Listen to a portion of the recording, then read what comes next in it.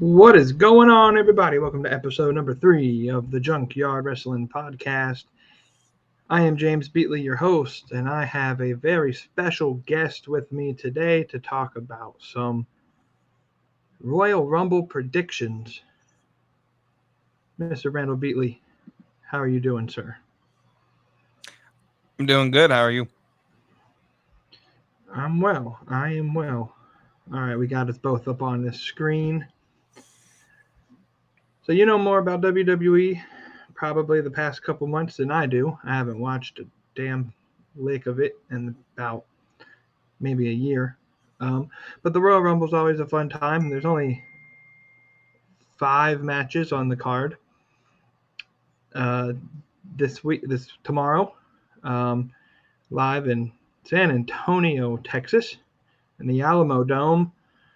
Before we break down match by match, what are your first thoughts on this weekend's premium live event?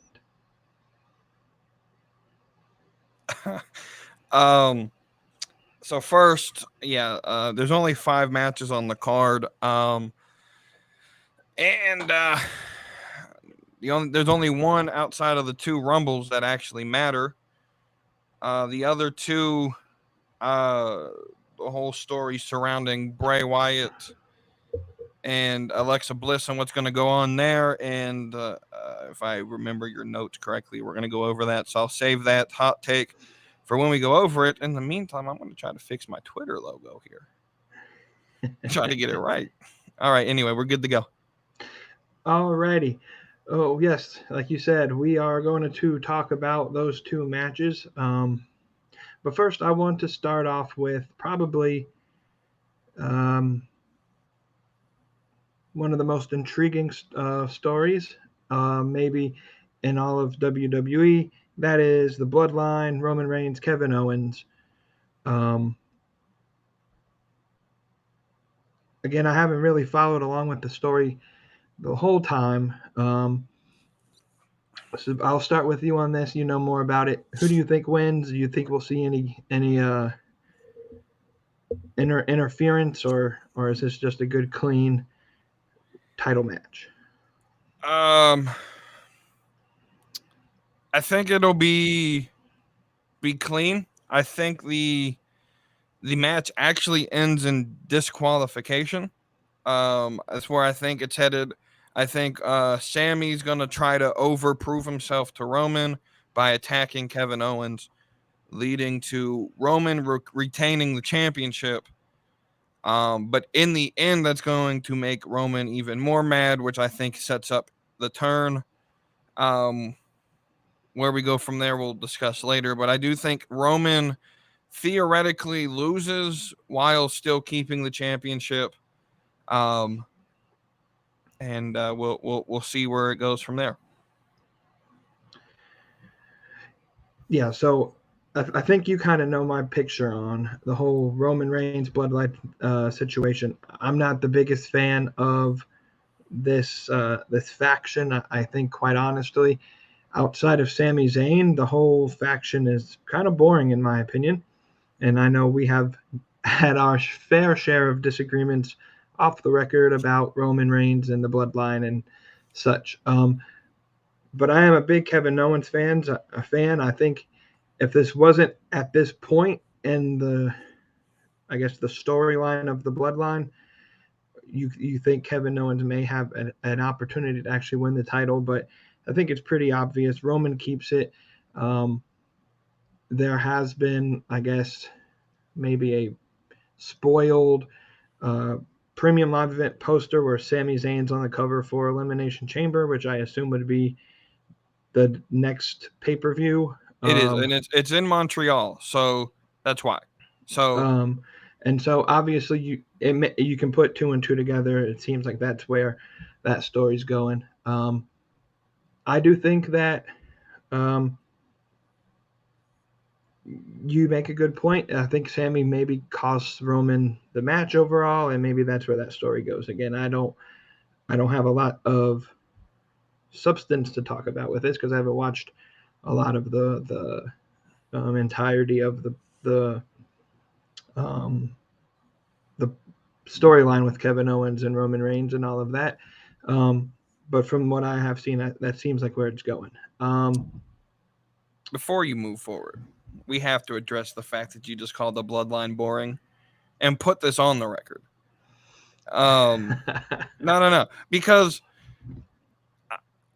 it's the best thing in WWE.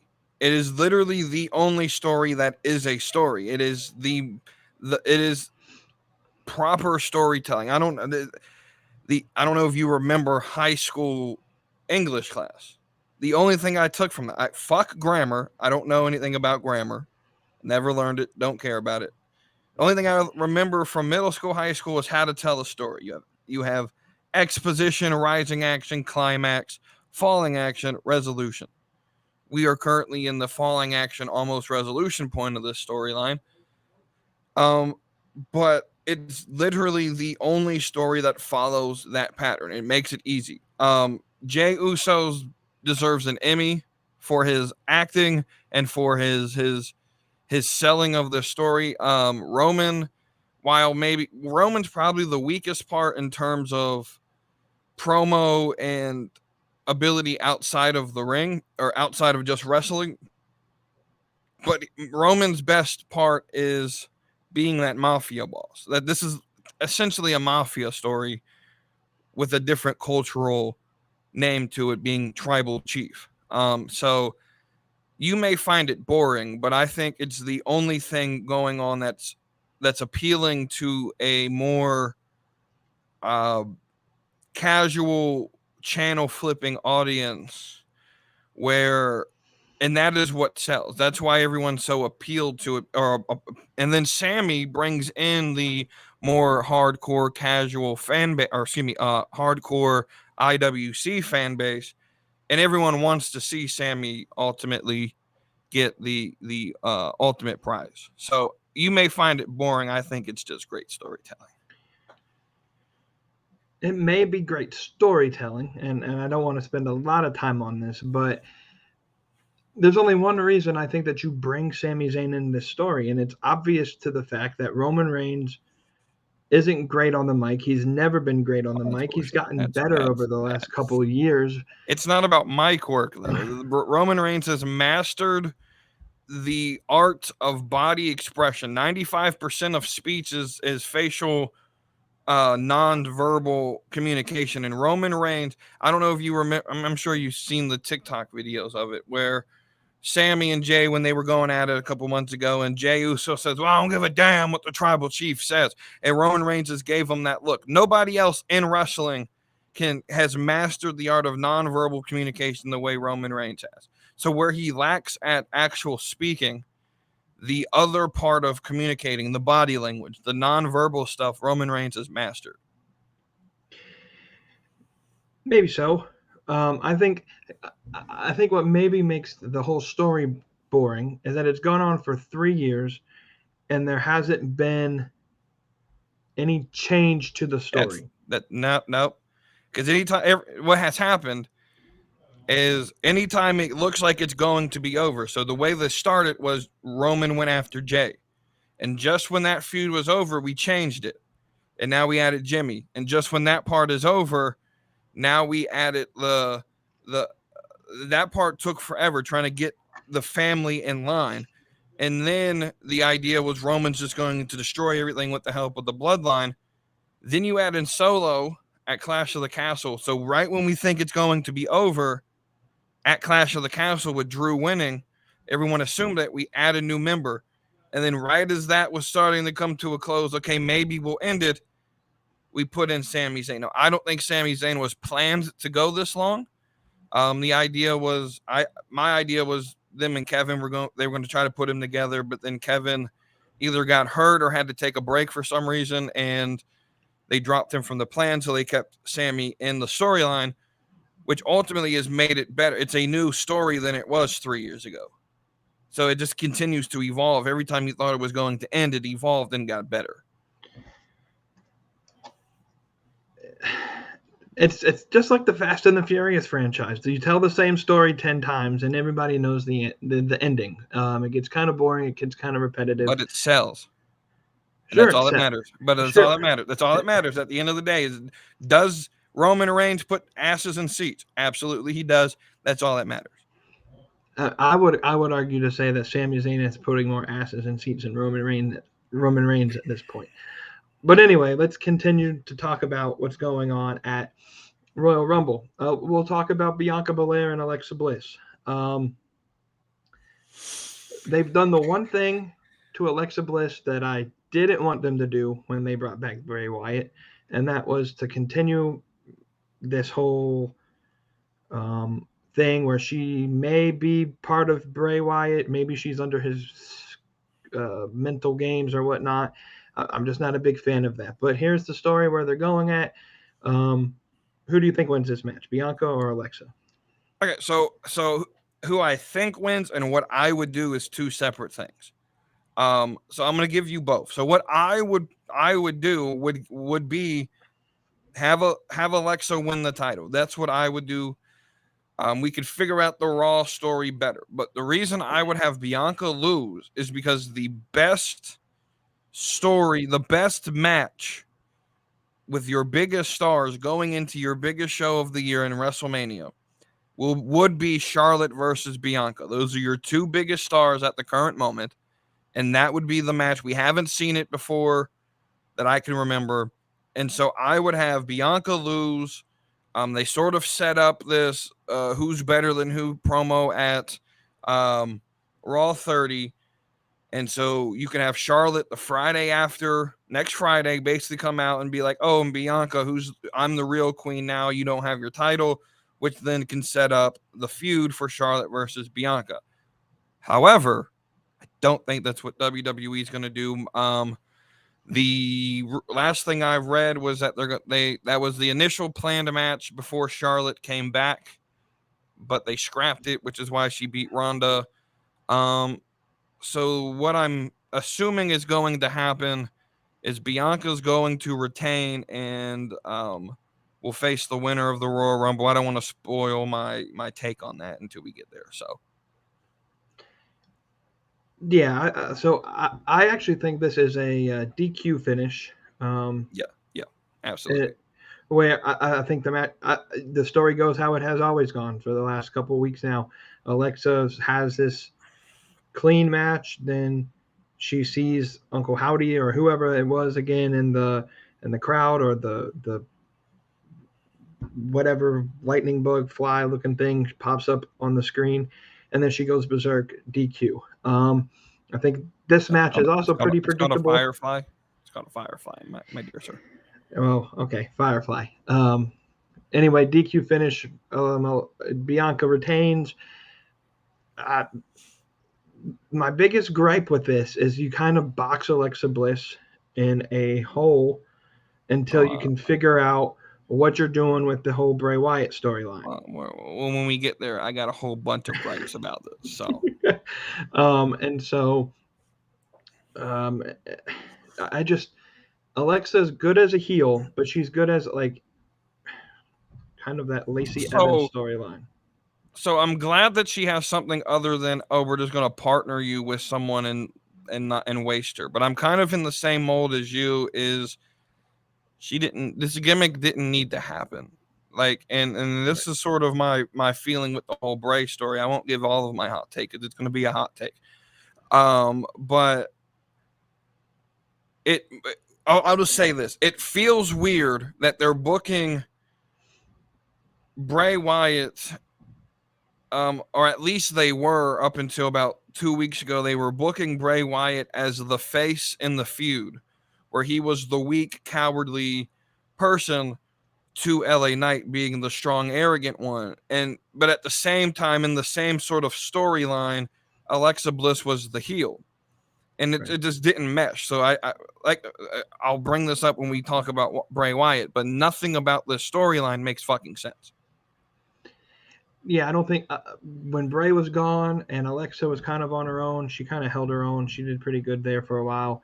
I hate the fact that they're bringing it back, but they need 2017. Was that when she was in her run, like 2017, 2018, where right when she broke it off from Murphy and his other dumb cunt, Wesley Blake. And I say that with ultimate Australian love that you're a cunt. But no. But yeah, when she broke off from them and I think she works better as a heel, but she doesn't need the supernatural gimmick to get over. Right. So, and especially with we don't know what the fuck's going on with Mr. Howdy, Uncle Howdy. Is it Uncle Harper?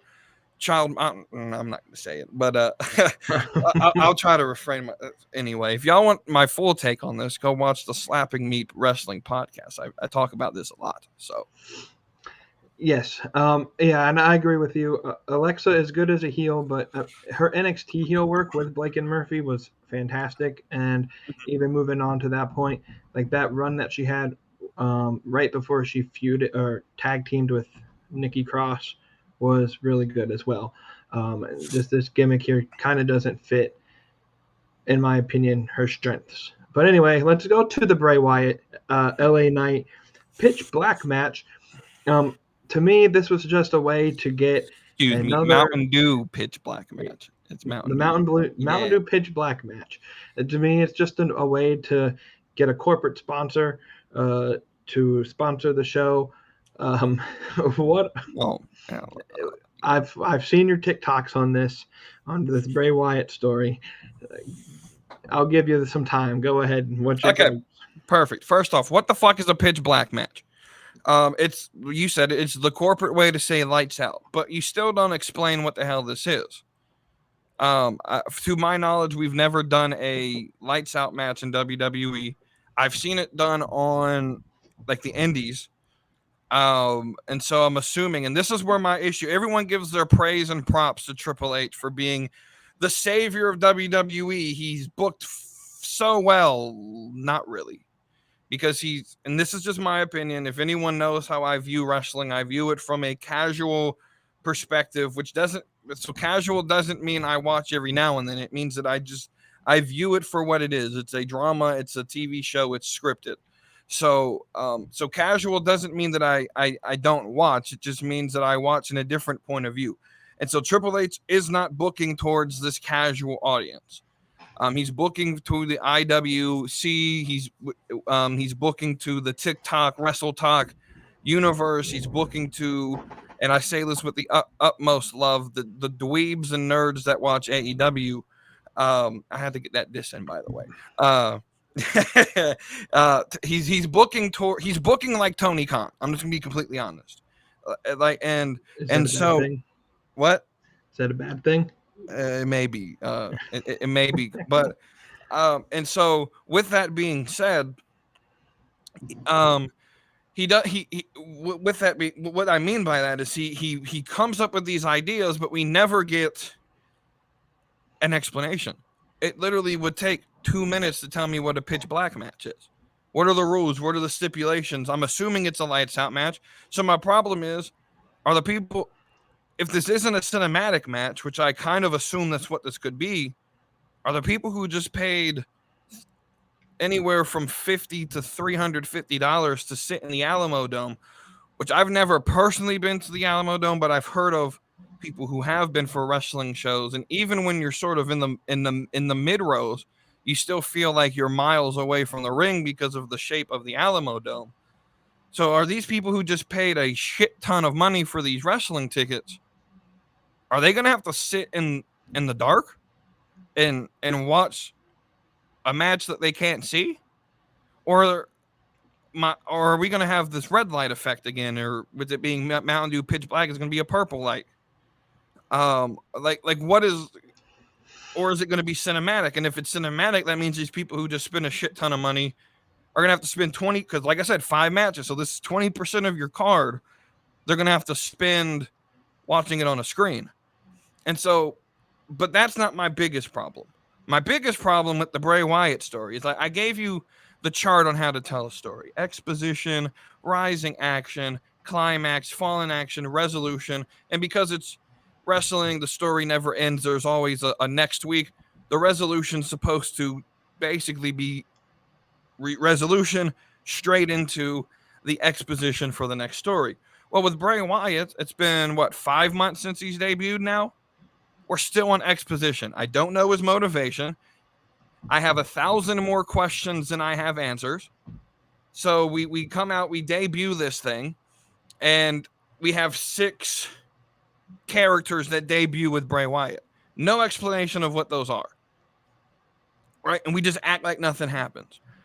Right? And then we get these QR codes, and one of them, you click it, it takes you to an audio clip of a doctor explaining Bray has mental issues, essentially, but no explanation as to what that is, who the doctor was, no follow-up on that.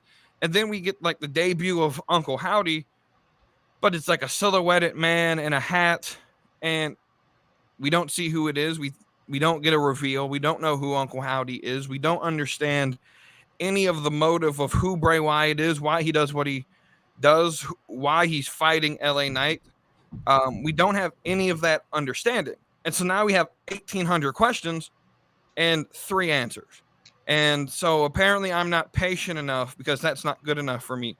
When I have to do more research on the story than it requires, you're asking your audience to do too much.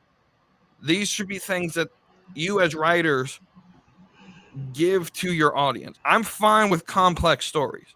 I'm one of the few in the casual sort of side of the wrestling fan base that I know of on the internet that's okay with complex stories. I don't think you have to make it easy and good versus evil all the time. I think you can do good guy versus good guy if you tell me the motivations. For example, let's say right now Seth Rollins is currently booked as a face of Raw. Cody Rhodes comes back. I'm assuming they're going to either repick up that feud. How do you do that with 2 faces? Well, that's easy. Their motivations are, we want the championship.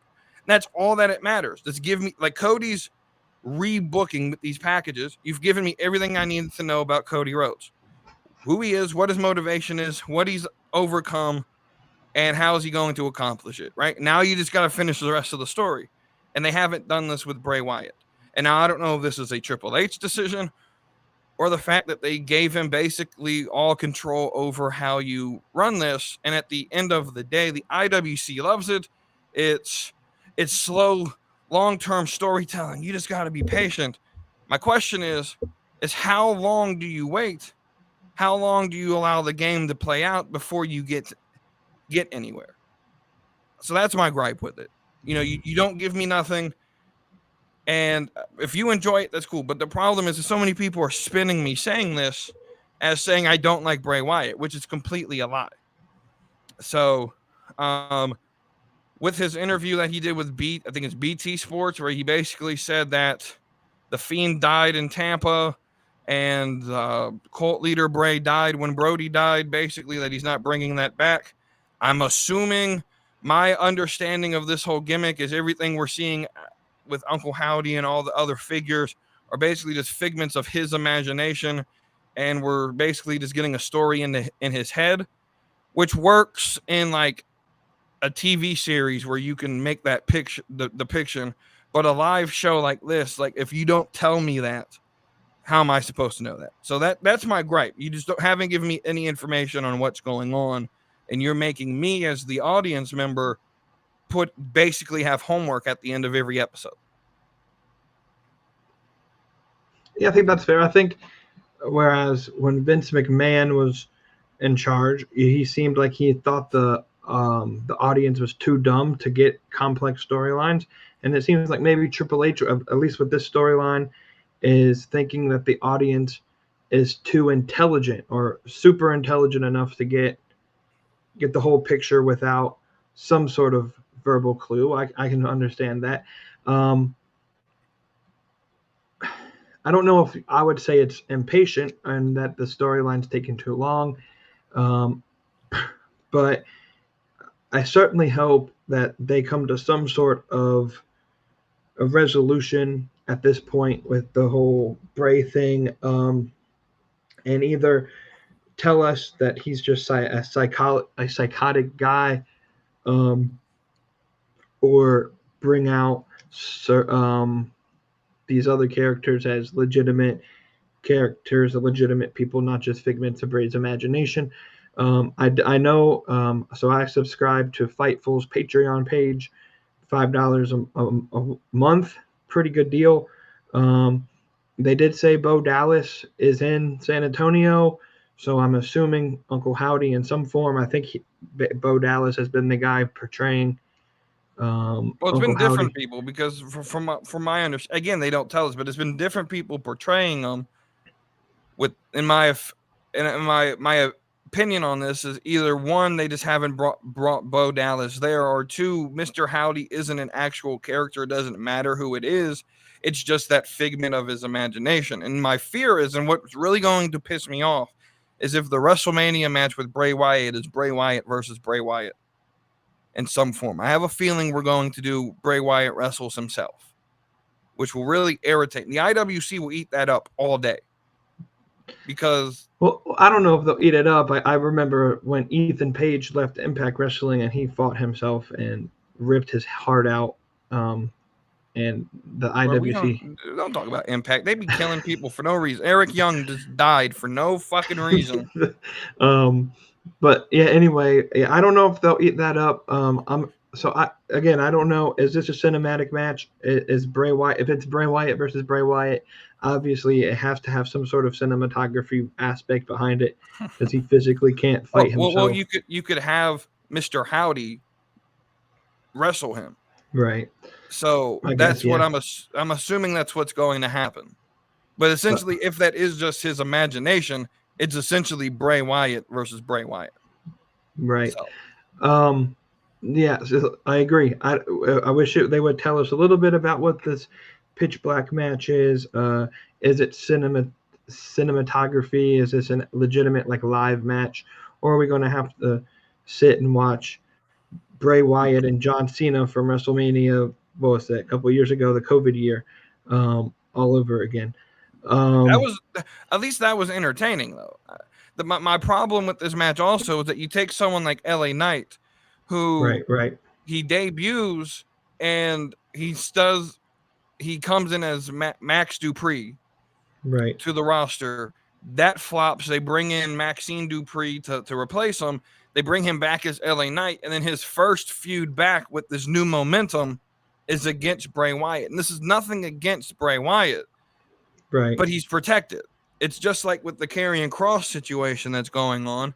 His first feud coming back is again, or his first two feuds are against the most protected superstars on the roster, and Drew McIntyre and Rey Mysterio. So you do no benefit to these guys that you're trying to build if you're going to put them against people that can't lose. Yeah, and I kind of see Bray as, I guess, WWE's version of like Hangman Page, where the story leading up to the big event is good, but once he gets to the don't disrespect Bray that way. Adam Page is a legit star in the making if you just give him some time. But yeah, no, but like when Hangman was striving for the title, his promos, his story was good, but once he got the title, he just kind of didn't know what to do with the title.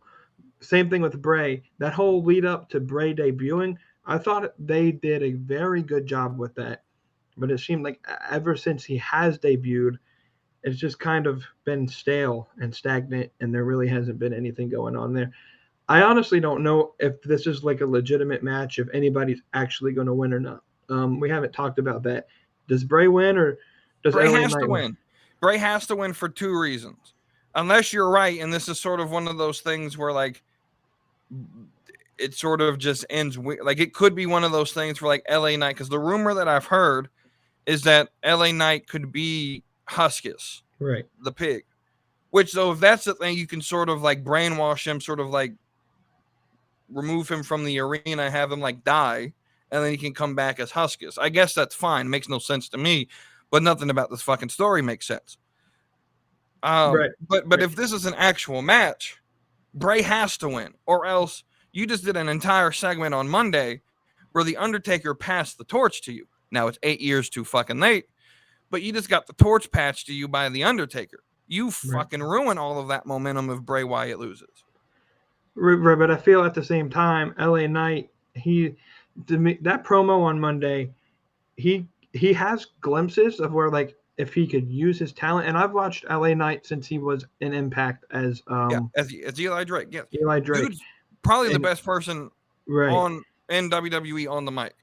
To me, that like his whole thing with he does with the crowd, it reminds me of like a toned down PG version of Stone Cold. Right. And so he loses, what happens next with him? And that's just that's my point. Is you put him against probably the third most protected person on the roster. Well, I would say McIntyre, Roman, Mysterio's kind of protected. You can beat him, but you're not going to win a feud against him. right. And then I would say Bray Wyatt is in the top 5 most protected people on the roster because you especially with Triple H at the helm. And so you do no benefit to neither of these competitors putting them together, especially if you want to build LA Knight. So I just, again, it's easy. If you just tell me the reason Bray Wyatt attacked LA Knight, it makes sense. You can build a story out of that. So that's understandable. Yeah, totally understandable there. Let's get going to the 2 Royal Rumble matches. We'll start with the women. I think as of tonight, they announced 4 more women that are going to be in the Royal Rumble, which brings us to, I think, 11 guaranteed people that are going to be in. Who are the 4 they announced? Because I don't remember. Lacey's going to be in there. Lacey, Bailey, Dakota, and Io were announced tonight. Yeah. Along with Emma, Zelina, Shayna Baszler, Raquel, Rhea Ripley, Candice LeRae, and Liv Morgan. So that leaves more than half of the slots available. I guess I got 2 questions. You can answer them in however format you want. Are we obviously we're going to see some former legends make their debut. Is there anyone that maybe is off the radar that you're thinking make a debut? And then secondly, who do you think overall wins? Okay, so when you say surprise, because when I what's your definition? Because to me, a surprise is anyone not mentioned, anyone not previously announced before the event. So I'm thinking like, kind of in that way, but maybe like NXT call up or someone that's not in the company that has signed with the company that comes in. So, first off, Chelsea Green 100% coming.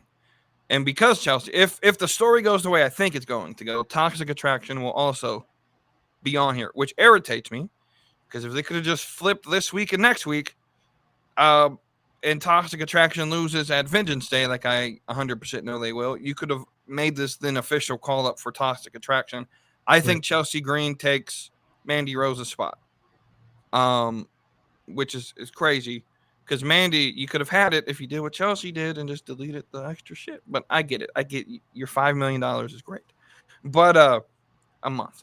But in terms of that, someone off the radar, now I'm not 100% sold on this. But I think Naomi may come back. Naomi will probably get someone like a Molly Holly, some of the trainers in. I don't really know anyone else other than Toxic Attraction from NXT that is ready for this type of call up. Maybe Indy Hartwell, maybe Cora Jade, but those are the only 2 that I can think of.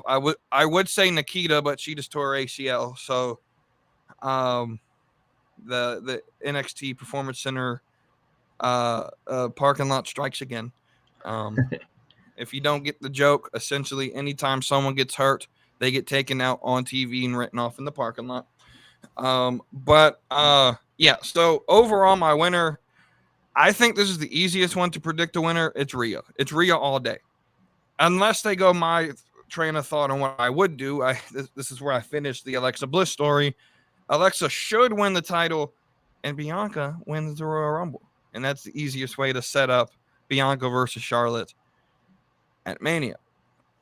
But I think it's going to be Rhea, and I think we'll get Rhea versus Bianca if they go the way it looks like it's going to go. I think Rhea Ripley is the only woman on the roster right now that needs this push.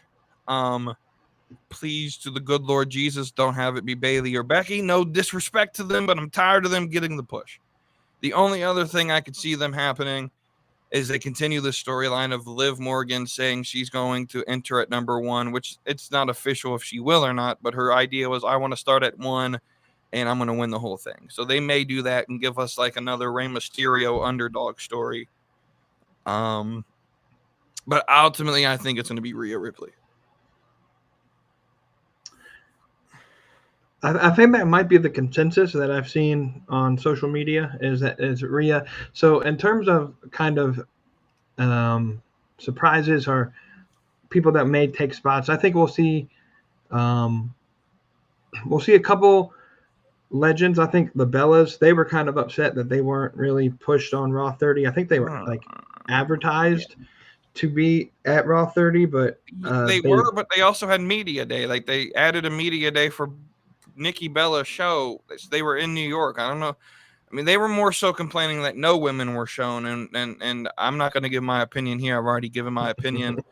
You can go back to Monday's episode on my podcast to listen to that. I think it's a bunch of crybabying for no fucking reason, but we'll just leave it at that here. Yeah, so I think we'll see the Bellas. If WWE does what they've done in kind of years past, I think we'll see. God dang, what's the NXT Women's title name? Roxanne Perez. Yeah. I think she'll make it to her, not necessarily call up, but she'll have a 3-minute spot so they can promote NXT Vengeance Day or something. Right. And then I think we'll see Chelsea Green probably will make it in there. I know she was doing some main event under some other name, but Kylie Ray, I can't remember. Alba Fire, yeah. And what's the other lady that quit because she had a mental breakdown that was doing some work with main event? Kylie Ray, yeah. She actually did not get signed. Oh, from her tryout. So from what I understand, but now maybe they're just not. I've always believed that, especially now with McMahon sort of back at the helm, that anything that is told to the dirt sheets, McMahon is purposely telling his people that deal with the dirt sheets to lie to him. That's what I would do. So anything the dirt sheets say, especially if its name is Dave and rhymes with Zeltzer, how many times is this fucker going to be wrong in the last 6 months and we still believe a word that comes out of his trashed apartment ass house? All right, Bischoff, calm down. No, but here's my winner. I don't believe it's Rhea. There's just no way that I think that. I mean, it makes sense. She's probably the most over woman on the roster. But you take a look at the title scene. Charlotte's there as the title. We come in with the assumption that Bianca's going to retain most likely. As much as we're all going to hate it, I think Ronda Rousey wins. No, I don't think she'll be there. Maybe, but like that's just my gut feeling. Because listen to me. This makes sense but she won last year, and nothing came of it. Because she lost to Charlotte at Mania.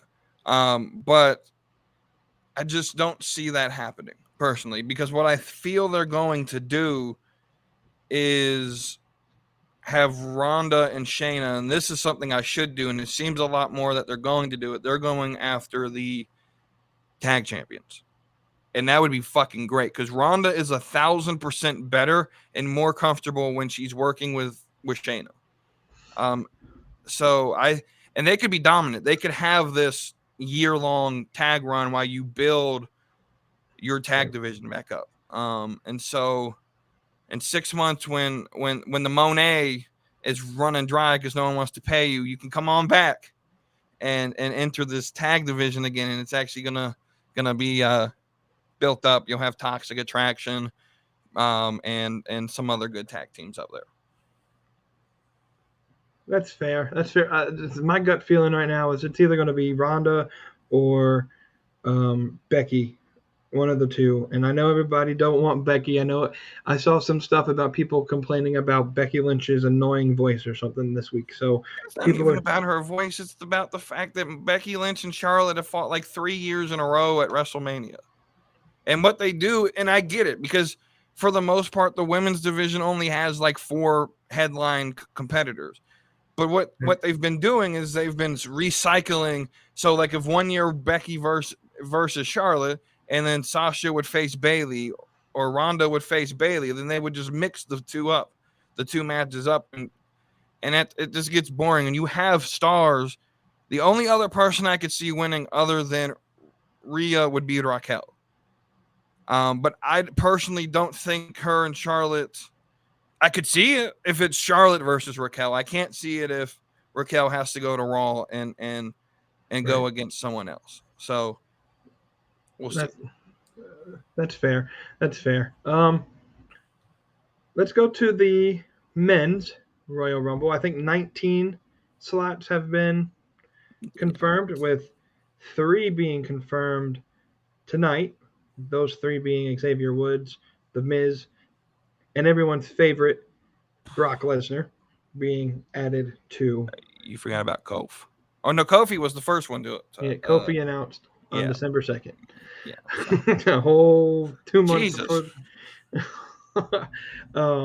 But we also have Kofi there, Dominic, Karrion, Braun, Sheamus, Drew, Omos, Cody Rhodes, Gunther, Ray, Baron Corbin, Bobby Lashley, Seth Rollins, Austin Theory, Ricochet, Santos Escobar, all announced.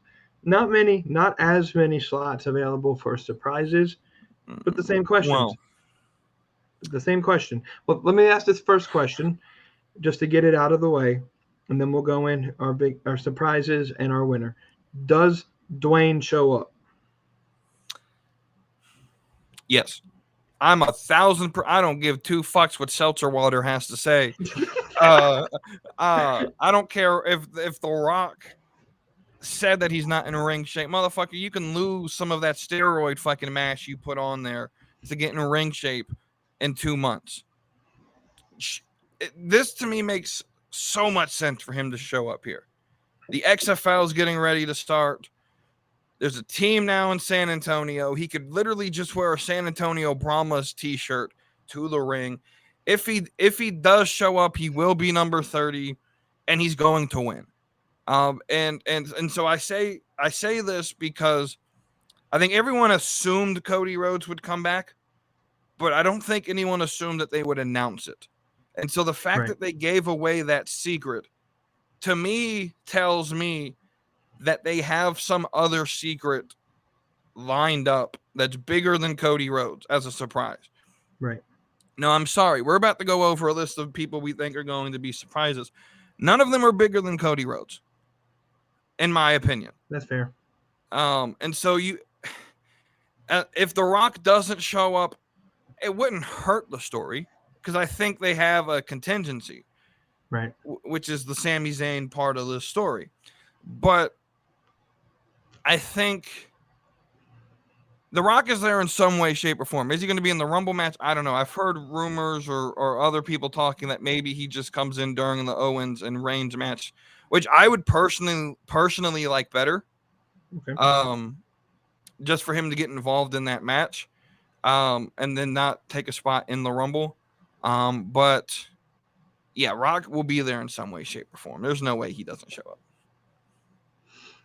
That's fair. So then, outside of him, who are some other people that you could see? Well, I was going to say Brock Lesnar, but that fucker came out tonight. So Nick Aldis is one, which leads me. He's the one married to Mickey, right? Mickey James? I believe yes. So she will probably be here as well. No, because she's Knockouts champion now, isn't she? She is, yeah. Okay, so never mind. But yeah, Nick Aldis will probably show up. Coinciding with Chelsea Green, Cardona shows up. Now, if he's Cardona or Zack Ryder, I have no fucking idea. Now, I don't know about Cardona, because now he's starting a feud with Joe Hendry on Impact. So, I don't know. Okay. Well, if you want to continue on that shitty show on Thursdays that no one can watch, that's fine with me. But I hate to break it to you, but they announced John Cena as the cover artist. I don't think he may be in the match. Don't know. Don't care. There's another guy that they announced too as part of this game. He's definitely going to be in this match. That guy is Bad Bunny. Okay. In Texas. I mean, that doesn't mean nothing. He's a different type of Hispanic, but Bad Bunny, Logan Paul, Jake Paul. I think John Cena will be a part of the match. I think Pat McAfee. And my hope and wish is we get one of the two former wrestling announcers, or both, Corey Graves or Bad News Barrett, in this match. Maybe a Michael Cole sighting. King is available. King just wrestled last weekend, so I'm sure he's got a match left in him. I don't know about that. You took mine. I was going to go Pat McAfee. I could see a couple New Japan guys. Jay White. Yes. Jay White. Is it Hikalo? Is that how you pronounce it? Hikuleo. Okay. Now, I think Hikuleo's still under contract. Meltzer had said a while back that Jay White was under contract for 2 more years, but then that was quickly disproved that he's basically because his opinion's about as good. His opinion's about as good as seltzer water. So, so I think Jay White could be there. I don't know of any other. Yeah, this match is harder to think of actual surprises because one, like you said, there's not enough spots, and two, there's really no big surprise. Now, I do think some legends will show up. Now, it would make a little bit of sense with Baron Corbin being in the match. JBL goes in. Someone like the Godfather or the Boogeyman, who always, for some godforsaken reason, thinks that they can get a one last pop at the Royal Rumble, will probably show up. But overall, Dusty Road. No. Who's your winner? Okay, so if The Rock shows up, it's him. If it's not The Rock, I don't know. I'm conflicted because part of me wants to go Sami Zayn, part of me wants to go Cody Rhodes. I think what I think will happen is if they go the Sami Zayn route, good route to go, probably the most logical way to go. They're pushing back Cody Rhodes push. He'll win Money in the Bank in London. Okay. However, if they go the Cody Rhodes route, which I think, again, another good choice. It's nothing wrong with this. That tells me that Roman's fighting 2 matches at WrestleMania. And so the way I would do this is I would have this would just make more fanfare. This is better fan play with the fan base. Is have Cody win the Royal Rumble, go up to the Elimination Chamber. The Usos can't be there because they can't drive sober. And they just have Polynesian blood, so unlike Jeff Hardy, they're safe. Yeah. Anyway, how they're still alive, I don't know. Anyway, so Cody Rhodes wins the Royal Rumble. You go up to Montreal, make the Elimination Chamber. Roman Reigns isn't going to Elimination Chamber. I'm sorry. If history it's a meaningless pay-per-view, Roman Reigns ain't going to be there. Have the Elimination Chamber match be a number 1 contender match, and have Sami Zayn win. And night 1, you have the problem with that though is Cody's going to have to lose his match then. So that's where my storyline sort of gets conflicted, unless they make it a triple threat. Right. And so that's why I think it's just the easier way to have Sammy win the Rumble, have Roman versus Sammy. That's why I think Dwayne will be there, actually. Is Dwayne will win the Rumble. Night 1, Roman versus Rock. Night 2, Roman versus Sammy. And Sammy ends WrestleMania, as champion. I think that's fair. I think this is difficult to pick a winner because we don't know if Roman's going to defend one match for both belts or two matches with one belt apiece. I think Cody is like the odds-on favorite. Like everyone just kind of assumes it's Cody. Sammy is a good pick as well. I just have this feeling, and I said this when we talked about our 2022 year-end predictions, that this is Seth Rollins' year. God damn it. I don't know how you work that, though, to have him win the Royal Rumble, but I feel like he does get a title picture at some point, and I feel like that's maybe Cody wins, and then Seth is his first opponent once Cody wins the belt. I don't know how that works. But you have to have match 3 to end that trilogy of Cody versus Seth. You don't have to have it. Stories are just better told in 3s. Or 10s if you're Fast and Furious. But I don't know. I think Cody is like everyone is assuming it, but the fact that they spoiled his return makes me think he isn't going to win.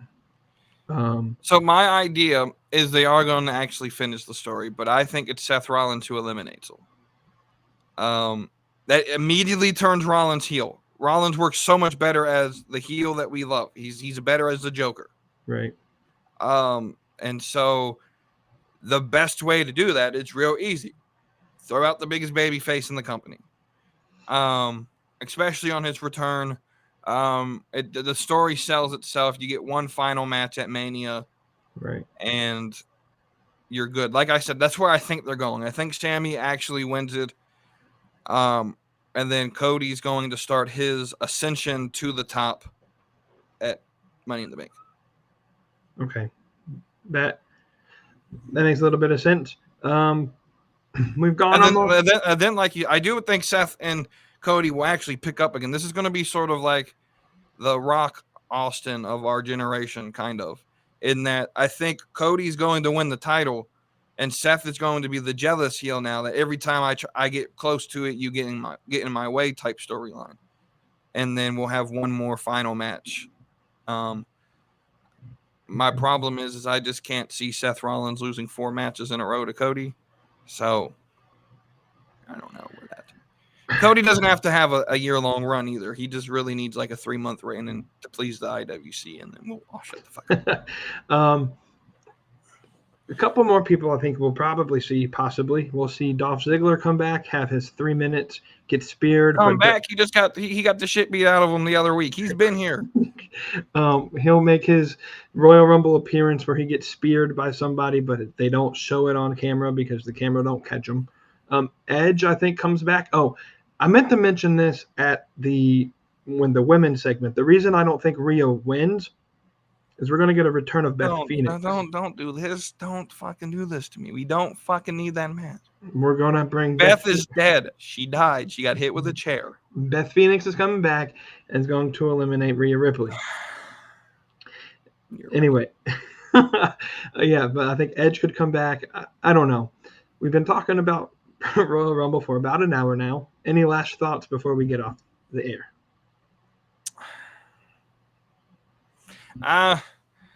No. Anything you want to plug? Oh yeah. You can come in as you can see here on the screen if you're watching the video. If it's I don't know if he's putting up audio or not. I'm assuming he will, but my Twitter and my TikTok is at We2Deep413. That's WETOODEEP 413. Again, that is WETOODEEP 413. That's where I post some of my content there. Again, the podcast name is the Slapping Meat Wrestling Podcast. Great name, I know. I came up with it partially myself. But I talk my wrestling for casual fans by a casual fan. It's It's we actually just started doing a daily show where Mondays we review Raw, Tuesdays we review NXT, Wednesdays it's what I call Wrestle News Wednesday. We go over the news for the past 7 days. Thursday I'm off, and Friday we review SmackDown. So if you want to watch, go ahead and or not watch, listen. It's on all audio formats. Apple, Spotify, Amazon. It's on Pandora. It's on iHeartRadio. It's on an app called TuneIn. Don't know what the fuck it is. It's kind of stupid. You have to pay to use it, so I don't recommend using that one. But yeah, that's the podcast. And again, that's WETOODEEP 413. All right. You don't review AEW Dynamite on Wednesdays? Sorry, but I don't watch shit. They got over 1 million this week. I mean, yeah, when you do a match everyone's been waiting for, of course, you could expect to, because even the fans that don't watch tuned in just to watch the tribute match. So do it again next week, and then maybe it'll start a trend. Well, anyway, I'm James Beatley. You can call me Junkyard Jimmy, Junkyard James. I don't give a shit what you call me. Just tune into my podcast. I'm starting to figure out a schedule to make this a more consistent thing. This is episode number 3 for audio. This is going to go up on YouTube. It's the first episode to go up on a YouTube. It's the first 2 episodes I just didn't feel like recording in video format. Laziness. But this will go on the audio channels on Spotify and on Apple Podcasts, Google Podcasts. I don't think there's on anything else. I don't take the time to set up all these distributions channels. So it's very few channels that you can listen to it on. I recommend Spotify or Apple. They're the best. Or the RSS feed that it hooks up to. But anyway, this has been episode 3 of the Junkyard Wrestling Podcast on the Junkyard Media Group YouTube page. I hope y'all have enjoyed us talking about the Royal Rumble. We'll see what happens on tomorrow night. I think it starts at 8 o'clock. And we'll see. We'll see if Dwayne shows up. I think that's the only reason I'm really tuning in, to see if Dwayne shows up. But anyway, we'll talk to y'all next time here on the Junkyard Wrestling Podcast.